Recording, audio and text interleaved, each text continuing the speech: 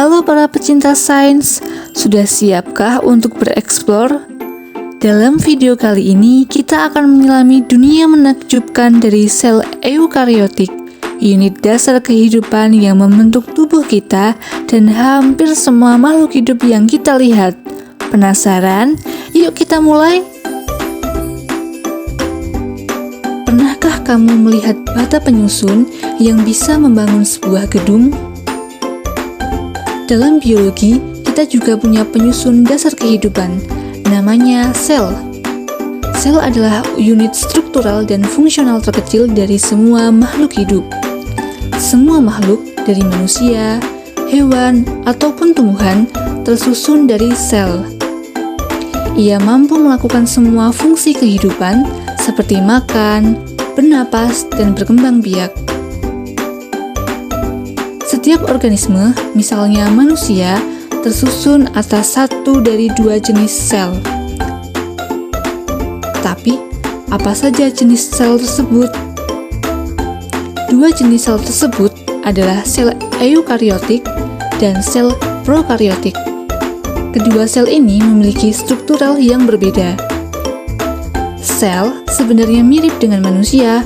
Jika manusia memiliki bagian-bagian tubuh yang disebut organ, sel memiliki bagian yang disebut organel. Sel eukariotik umumnya mempunyai tiga bagian utama, yaitu membran sel pembungkus luar, sitoplasma, cairan tempat organel berada, dan inti sel nukleus sebagai pusat kendali. Nah, sekarang mari kita telusuri organel-organel yang ada di dalam sel eukariotik.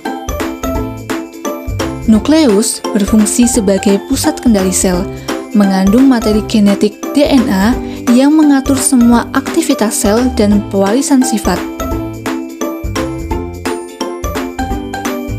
Mitokondria berfungsi sebagai pembangkit energi sel. Ribosom berfungsi sebagai tempat sintesis protein yang dibutuhkan untuk struktur dan fungsi sel. Retikulum endoplasma kasar berfungsi untuk mengangkut dan memproses protein. Retikulum endoplasma halus berfungsi sebagai sintesis lemak dan detoksifikasi zat, menyusun dan menyalurkan zat-zat ke dalam sel. Badan Golgi berfungsi mengemas dan memodifikasi protein dan lemak sebelum dikirim keluar sel.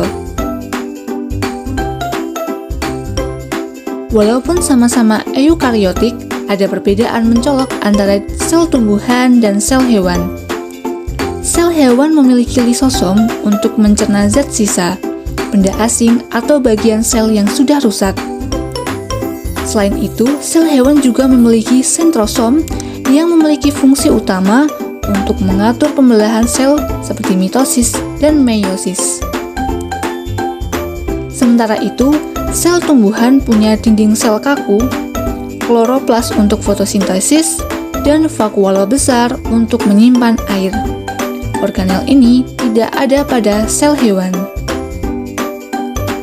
Nah, itu dia pembahasan kita tentang sel eukariotik, unit kehidupan yang kompleks dan menakjubkan, di mana tersusun atas berbagai macam organel seperti nukleus, mitokondria, badan Golgi, ribosom, dan lain-lain. Mereka bekerja secara sinergis sehingga mampu menjalankan berbagai macam proses vital kehidupan. Hal ini menjadikan sel sebagai penyusun dasar dari makhluk hidup. Semoga penjelasannya mudah dipahami ya. Jangan lupa like, share, dan subscribe untuk dukung channel ini agar terus berkembang. Sampai jumpa di video selanjutnya.